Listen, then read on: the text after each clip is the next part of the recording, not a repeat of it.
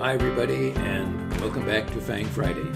This is Ross Healy, the Chairman of Strategic Analysis Corporation and the Senior Portfolio Manager at McNichol & Associates Asset Management. There was lots doing this week, as nearly all the FANGs have reported, and as a result we have some updated balance sheets to look at today. Last week, you'll remember, I observed that it will be interesting to see what the FANGs will look like once their balance sheets are available and in our database. And now we largely know. And some of the structural values have changed significantly. Two things should be mentioned, however, right now.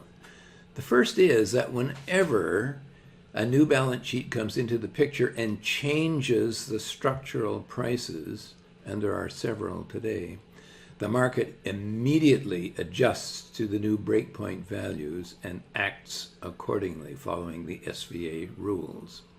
The other thing is that, for instance, Amazon shares were up as high as, I think, 11% today, but you will not see that new price on our chart. Our database provider does not update its prices until 7 p.m. in the evening. As we do our FANG Friday webcasts at 4 p.m., we are unable to show those updated closing prices. With that in mind, and without further ado, let's take a look at what's happened this week. But first, before we take a closer look at those FANGs, as always, I do like to say thanks to everyone who likes this video and all our subscribers. Okay, we'll start off with Amazon there, which, well, the shares were up over 10% in the pre-market after beating top-line estimates and providing upbeat guidance for Q3. Revenue came in besting consensus by about 2%, give or take. There was a loss per share, but that was attributed to its write-off of its Rivian investments. Right now, the stock has, as of the close tonight, has closed virtually dead on its HB1. That is 10 times the adjusted book value per share, and well, we're going to have to see whether the stock can break out from here, particularly given its down-sloping earnings forecasts. Management, however, was optimistic. Alphabet, let's take a look and see what happened with Alphabet. Last week, you may remember, you see that light dotted line there, that was the mid-super growth price. That's 5.5 times book value. But with the earnings report and the change in the balance sheet, the MSG price has dropped. Well, what has happened to the stock today? Well, it is closed virtually right on its MSG price. And as I said, the market is now going to take its cues from the new MSG, which is 114.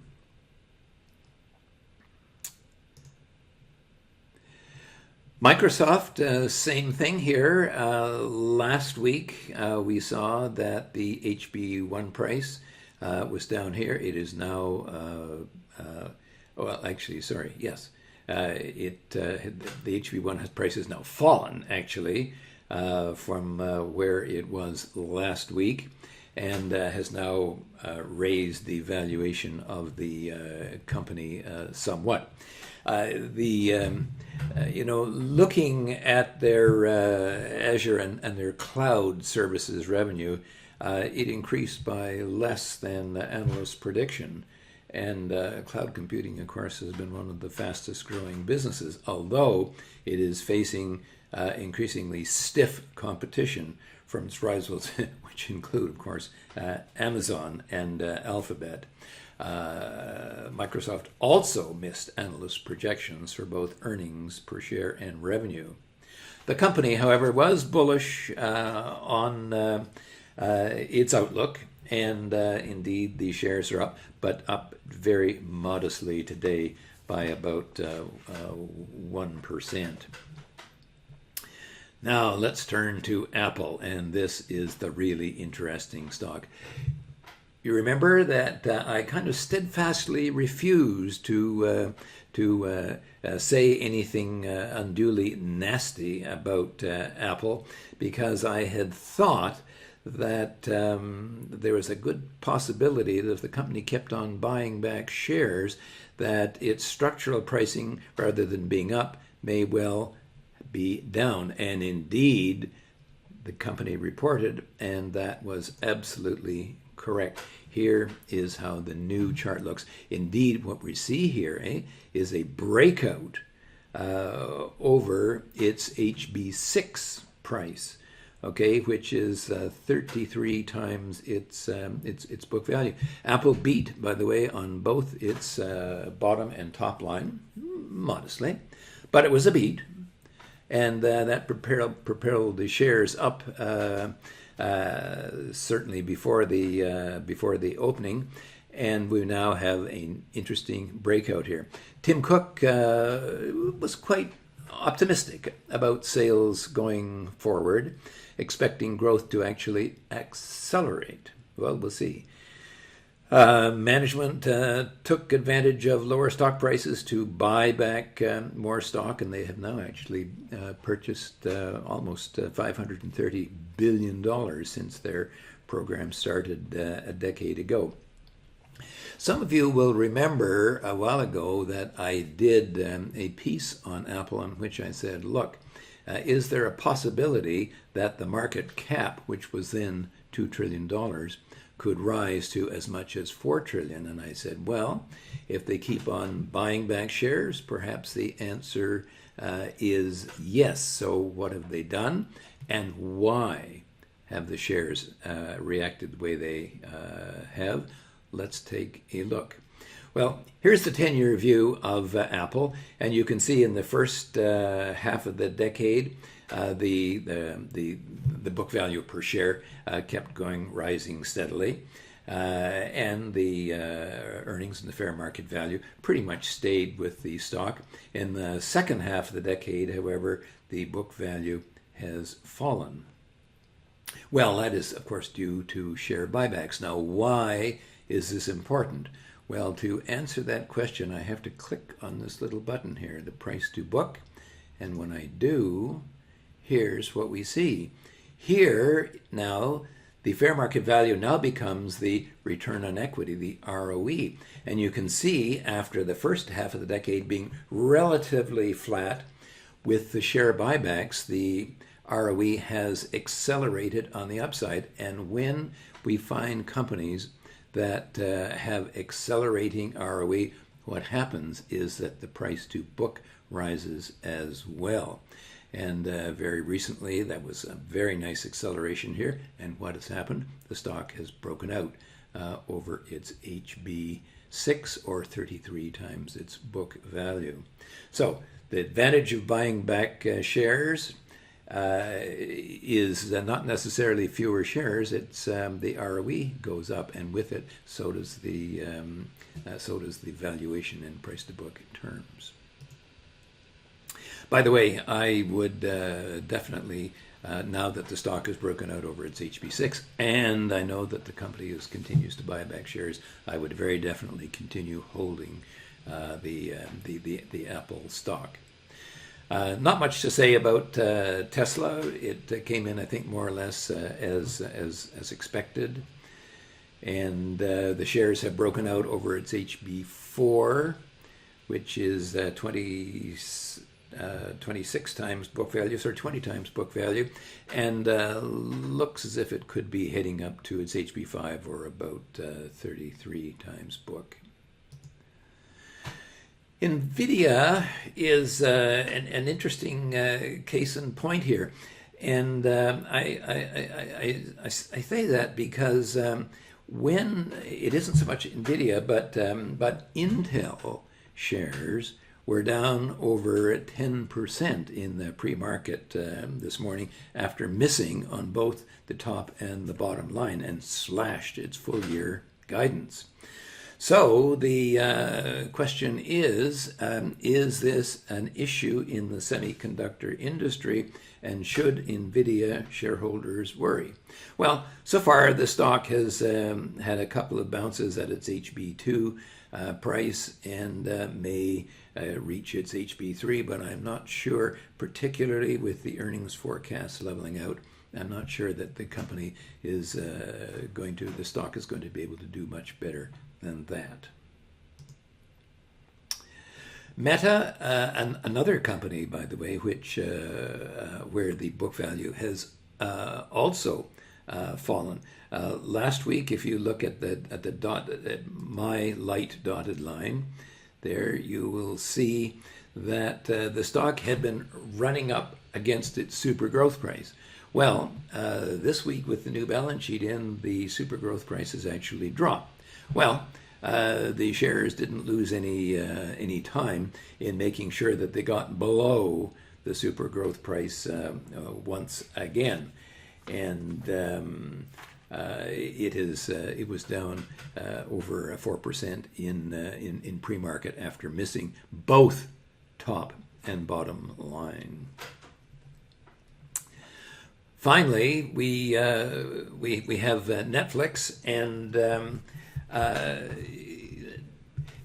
this was an interesting case in point here. Remember, we had the first quarter, the terrible drop in the price, and then the last quarter, another enormous drop in price. And of course, what I was wondering about is what is going to happen with the results in this quarter. Were we going to see another big fall or what? Well, listen, Netflix posted its earnings, I think, were about 6% decline year over year, although they were significantly ahead of what the analysts were predicting.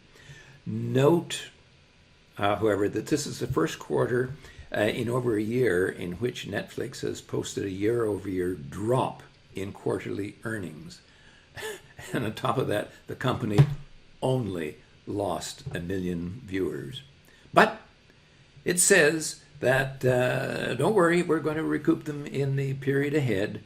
As I had pointed out to you before, and indeed had discussed in some length some while ago, my target on the downside for Netflix had been its super growth price, and that was a 20-year low for the company. And indeed, the company has based there actually a little bit above its super growth price, but it based there quite nicely, has broken out over its low super growth price. That's 4.5 times book value, broken out and pulled back, okay, which is what we like to see, and maybe moving higher.